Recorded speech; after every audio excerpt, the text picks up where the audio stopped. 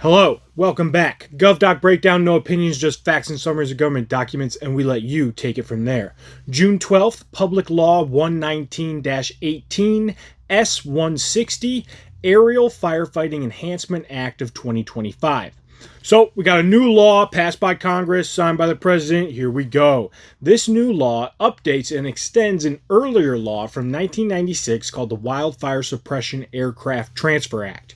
The main purpose of this law is to allow the Department of Defense to continue selling specific aircraft and their parts to be used for fighting wildfires. The new law extends the permissions from the old law to sell these aircraft until October 1st, 2035, so basically a 10-year increase. The new law also makes these updates to the old law. 1. Clarifies the time period like we just talked about, 2035. 2. Expands use to include water. The original law only mentioned using aircraft to drop fire retardant. The new law adds the phrase "or water" to make it clear that these aircraft can also drop water to fight wildfires, which is a common firefighting method.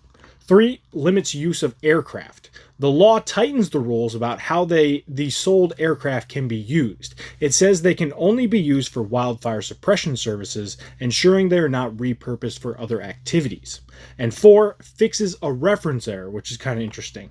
Basically, there was a reference to a section number in the law that was wrong, so they just corrected that. This will allow firefighting agencies the access to military aircraft and parts needed for them to continue fighting fires from the air. So, kind of an interesting thing here if you look at the actual document, which is linked in the description below. It's literally like editing the text of the original document and inserting, taking out. So, it's kind of like a computer program that you have to get the code completely correct the first time. Like, take this out, insert, period goes here. It's crazy.